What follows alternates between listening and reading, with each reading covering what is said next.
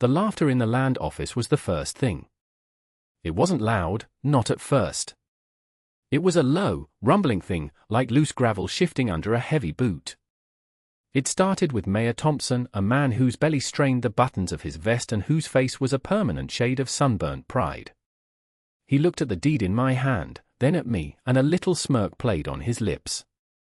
Then he looked at the other ranchers lined up along the wall, men I'd known my whole life, and the smirk became a shared joke I wasn't in on. The clerk, a young man with ink-stained fingers and an anxious disposition, slid the paper across the counter. "That's it, Abram," he said, avoiding my eyes. "The parcel and all assets attached. It's yours now." The assets were 12 good quarter horses, the last of my brother's dwindling fortune. The parcel was 100 acres of rock and ruin known to everyone in the valley as the Gulch. It was a place where the earth had cracked open, leaving a scar of granite and a gaping cave mouth that looked like a permanent, silent scream. Thompson finally let the laugh out. "Well, Abram," he boomed, his voice filling the small, stuffy room. "Heard your brother left you his pride and joy. Didn't figure he meant the hole in the ground he could never sell." More laughter now, louder and less restrained. "What are you gonna raise in there, Abram? Bats? Or maybe you'll just live in it yourself. Save you the trouble of building." I folded the deed slowly, my knuckles white. I felt the heat on my neck, the familiar burn of public shame. I was the quiet brother, the one who had stayed while my older brother, Daniel, had chased fortune and found only debt. This land, these horses, this was the sum total of his life, and now it was mine. A bitter inheritance. A public joke. I didn't say a word. I just stood there, letting their mockery wash over me, turning it over in my mind until it was hard and smooth like a river stone. I tucked the deed into my coat, the paper crinkling with a sound that seemed impossibly loud in the sudden silence that followed their laughter. I looked at Thompson, then at the others. And right there, in the dusty air of that office, I made a silent promise. They thought it was a tomb. They thought it was the end of the line. I would make it a beginning. And I knew, with a certainty that chilled me more than the autumn air outside, that a day would come when they would stop laughing. A day would come when they would need that hole in the ground more than they had ever needed their God. And if you've ever been on the outside looking in, if you've ever been handed a thing that everyone else calls worthless, you might want to stick around and see what happened next. I led the horses out of the town livery, their hooves clattering a lonely rhythm on the hard-packed dirt of the main street. They were good animals, strong and well-fed, the only part of Daniel's legacy that wasn't tarnished by failure. Their breath plumed in the crisp October air, little ghosts of warmth dissipating in the cold. We walked the 5 miles to the Gulch, leaving the neat, prosperous ranches behind. The valley floor was a patchwork of golden pasture and sturdy wooden barns, each one a testament to the wealth and security I did not have. My land began where the good soil ended. The transition was stark. The grass gave way to scrub and thistle, the earth turned pale and rocky. And then there was the cave. It was bigger than I remembered, a dark moor in the side of a granite cliff face, surrounded by a debris field of broken rock and skeletal trees. This was my inheritance. Not the fertile fields of my neighbors, not their fat cattle or their overflowing silos, but this. A geological wound. I stood before it, the 12 horses clustered behind me as if seeking my protection from the place. A cold wind funneled out of the entrance, carrying the smell of damp stone and deep, ancient emptiness. I had known this was coming. Daniel's last letter had been less a letter and more a confession, a list of debts and apologies. He'd left me the horses as a final, desperate act of love, and the land because no one else would take it. The town saw it as a punchline. Daniel probably saw it as a penance. For me, it was just a problem that needed solving. Winter was coming. I had 12 animals to keep alive and no barn to keep them in. I had 100 acres of land that couldn't grow enough grass to feed a goat. I had the sum of $47 in my pocket and a reputation as the town fool.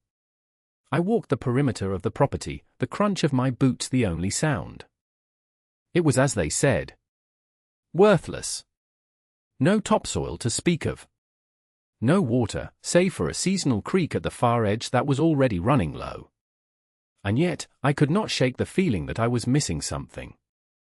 Daniel was a fool about money, but he wasn't stupid about the land. He must have seen something here. I looked back at my horses. Their dark eyes watched me, full of a simple, animal trust. They didn't know we were a joke. They didn't know we were standing on the edge of ruin. They only knew I was their keeper. And as the sun began to dip below the western ridge, casting long, cold shadows that made the cave mouth look like it was drinking the light, I made my vow. It wasn't loud. It wasn't for anyone else to hear. I spoke it to the horses, to the cold stone, to the memory of my brother. You will see the spring, I promised, my own breath making a small, determined cloud in the twilight. Every last one of you. The first few weeks were a lesson in hard arithmetic. A horse needs hay, and I had none. A horse needs water, and my creek was a day's hard walk. A horse needs shelter, and I had a hole in the ground. I spent my days with a scythe, walking the public lands and the unclaimed edges of the valley, cutting the tough, dry prairie grass that the other ranchers ignored. I'd bundle it by hand, load it onto the back of my sturdiest mare, and haul it back to the gulch. It was slow, back-breaking work. At night, I slept rolled in a blanket just inside the cave entrance, the horses tethered nearby. The nights grew colder, a deep, biting cold that settled into my bones. The town was a distant memory. I went in only once, for salt, flour, and coffee, and the silence that greeted me was louder than the laughter had been. Men would nod curtly and turn away. Women would hurry their children past me. I was a ghost, a living reminder of failure they did not want to acknowledge. My only human contact came in the form of Samuel. He was a quiet man, half Comanche, who lived even further out than I did, trapping for a living.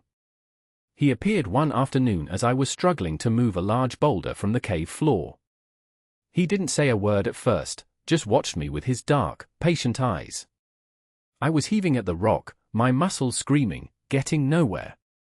He dismounted, picked up a sturdy log I discarded, and jammed it under the edge of the boulder.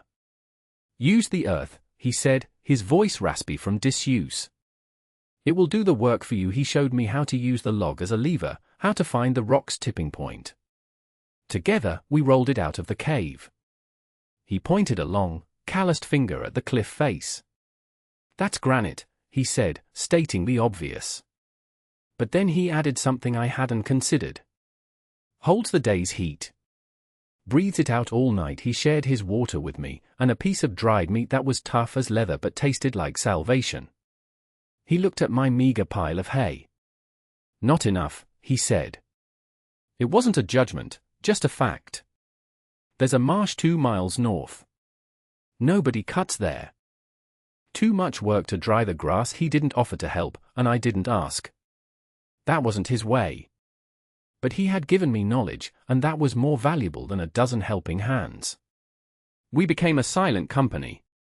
He would appear every few days, watch my progress, offer a quiet observation, and then disappear back into the wilderness. He never pitied me.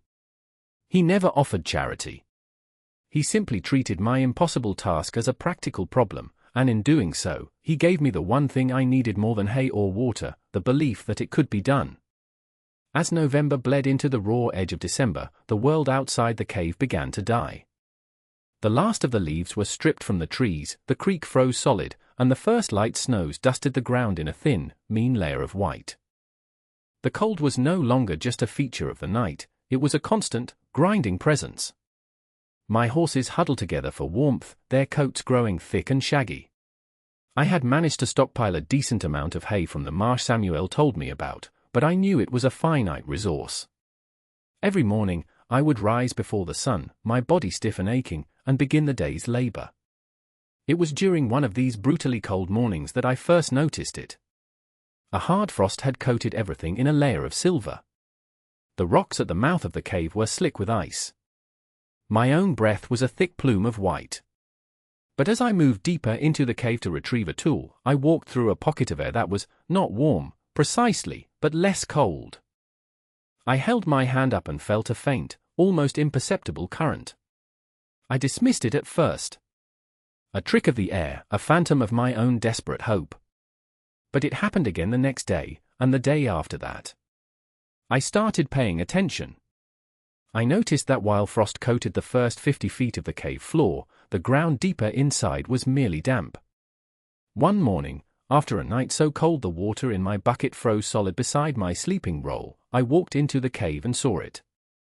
A faint, steamy vapor was rising from the back wall, a place I had not yet cleared of debris. It was barely visible in the dim light of my lantern. I approached slowly, my heart starting a low, heavy drum against my ribs. The air grew noticeably warmer. I reached the back of the cave, a solid wall of granite that seemed to mark the end of the passage. But near the floor, almost hidden by a tumble of smaller rocks, was a fissure, a crack no wider than my hand. And from this crack, a steady, gentle stream of warm, moist air was flowing. I knelt and held my palm over it. It was real. It was a constant, unwavering warmth, like a breath from the very center of the earth. It smelled of stone and minerals and deep time, not the sulphurous stink of a volcanic vent. I pressed my cheek against the rock face beside the fissure. It was warm to the touch. Not hot, but a deep, living warmth that soaked through the stone. I stayed there for a long time, just kneeling in the dark, feeling that impossible heat on my skin. This was it. This was the secret. This was what Daniel must have felt, a subtle promise he never had the time or the will to investigate. It wasn't a tomb. It wasn't a joke. It was a gift. A geological miracle hidden in a place everyone had dismissed as worthless. And in that moment, I knew. I knew my horses would not just survive the winter. They would be the warmest, safest animals in the entire valley. The discovery changed everything. It turned my frantic scramble for survival into a focused, deliberate campaign. I was no longer just fighting the cold, I was harnessing the heat. My new purpose was to bring the horses and the warmth together. I decided to transform the back of the cave into a subterranean stable. The work was monumental, a task for a dozen men with teams of oxen, and I had only my own 2 hands and the occasional quiet guidance of Samuel. The first week was dedicated to rock.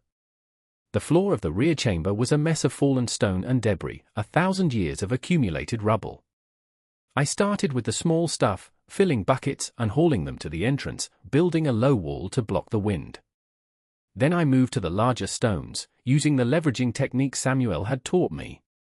It was a slow, brutal process. Pry, pivot, roll. Pry, pivot, roll. My muscles screamed, my hands were raw and bleeding, but every stone I moved cleared more space, brought me closer to my goal. The work of November was clearing the floor. The work of December was building the walls. I had no timber for stalls, and no money to buy it. So I used what I had, stone. I began to build dry stack walls, carefully selecting and fitting rocks to create sturdy, shoulder-high partitions. Samuel appeared one day and watched me for an hour as I struggled to fit a corner. "Think like the water," he said, his voice a low whisper in the echoing space. "It always finds the easiest path." He showed me how to see the natural lines in the stones, how to make them lock together with their own weight. He never stayed to work, but his words worked for him long after he was gone.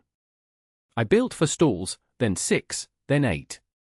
I fashioned mangers from flat stone ledges and hauled in load after load of dried marsh grass, creating deep, warm beds for the animals. I devised a system for water, using a small sled to drag heavy buckets from the frozen creek back to the cave, a daily pilgrimage that left me gasping and soaked in sweat despite the freezing temperatures. By the time the first deep snows of January arrived, the stable was complete. It wasn't pretty. It was a primitive, troglodytic place, all grey stone and flickering lantern light.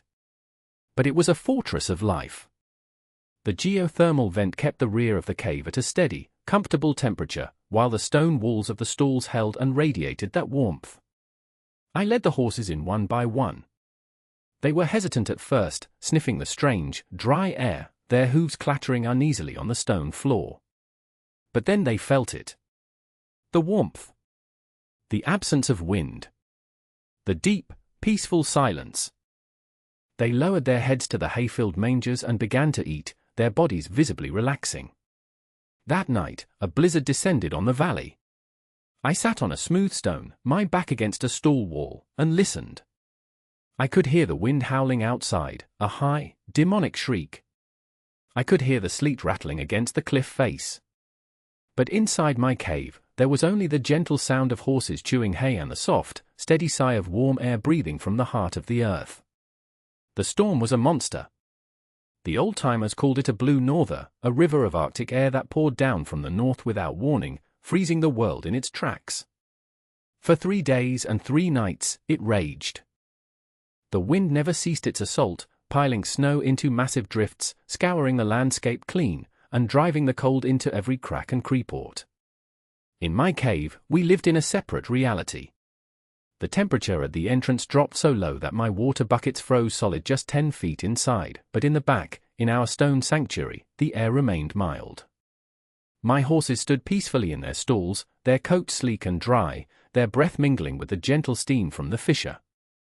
I spent those 3 days in a state of suspended time, caring for the animals, reinforcing the windbreak at the cave mouth, and listening. The sound of the storm was a constant reminder of the world I had escaped, a world where life was fragile and survival was a desperate gamble. On the morning of the 4th day, I awoke to silence. A profound, ringing silence that was more shocking than the storm itself. I pushed aside the heavy hide I'd hung over the entrance and stepped outside. The world was remade. Every surface was coated in a thick, glittering layer of ice. The sun was a pale disk in a steel-gray sky, its light refracting off the frozen landscape in a billion blinding points. It was beautiful, but it was the beauty of a freshly polished tomb. The air was so cold it hurt to breathe, each inhalation a sharp pain in my lungs. Later that day, as the sun began its short journey back toward the horizon, I saw him. A single rider, moving slowly through the deep snow. He was headed my way. As he got closer, I recognized him as one of the younger ranchers, a man named Harris, who had laughed the loudest behind Mayor Thompson in the land office. He wasn't laughing now. His face was a mask of exhaustion, his beard crusted with ice. He pulled his weary horse to a stop a few yards from me, but he couldn't seem to make himself look at me. He just stared at the smoke curling from the small fire I'd built near the entrance. "Abram," he finally managed to say, his voice a ragged whisper. The word hung in the frozen air between us. "It's bad." I just waited. "Thompson," he said, swallowing hard. He's lost half his herd. Froze standing up in his own barn. The wind, it just blew the walls down. He finally looked at me, his eyes full of a desperate, hollowed-out shame. "My best mare, the one I bought last spring.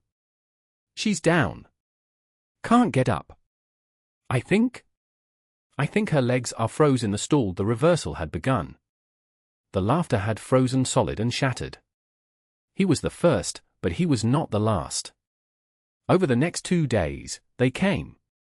They came in ones and twos, a slow, miserable procession of defeated men. They were the same men who had pointed and jeered, the same men who had dismissed my land as a joke and my efforts as a fool's errand. Now, they stood before my cave, their shoulders slumped, their pride frozen and cracked like the river ice. They brought with them stories of devastation. Of brand-new barns with walls splintered by the wind. Of prize-winning bulls found dead in their pens. Of entire herds of sheep buried under 10-foot drifts. The great wealth of the valley, built on wooden confidence, had been shattered by 3 days of weather. They saw the smoke from my fire and knew I was alive. They saw my horses, the few I'd let out into the small, protected corral I'd built, standing calm and unfazed, and they knew I had a secret. Finally, on the 2nd day, Mayor Thompson himself arrived. He wasn't riding his usual proud stallion, he was on a tired-looking workhorse, and he looked smaller than I'd ever seen him, his big frame swallowed by a worn-out coat. He stood with the others, a miserable, frozen huddle of former kings. He cleared his throat, the sound rough and loud in the stillness. "Abram," he said, his voice stripped of its usual booming authority. We were wrong." The admission seemed to cost him more than all his frozen cattle. "Your cave, is it as warm as it looks?" I didn't answer. I just looked at them. I looked at their frost-nipped faces, at the desperation in their eyes, and I remembered. I remembered the heat on my neck in the land office. I remembered the casual cruelty of their laughter. I had them. Right then, I had them all. I could have turned them away. I could have said, "My cave is for my horses," and sent them back to their frozen barns to reckon with their own folly. A part of me, a dark and bitter part, screamed to do it. To let them feel the full weight of their arrogance. I looked from their faces back toward the warm, dark mouth of my cave. I thought of my own animals, safe and content. I thought of their animals, the ones that were left, shivering and dying in the cold. And I knew what I had to do. The victory I wanted wasn't their ruin. It was their repentance. "Bring them," I said, my voice quiet but clear in the frigid air. "The mares and the young ones first. One at a time. And you'll be hauling your own water."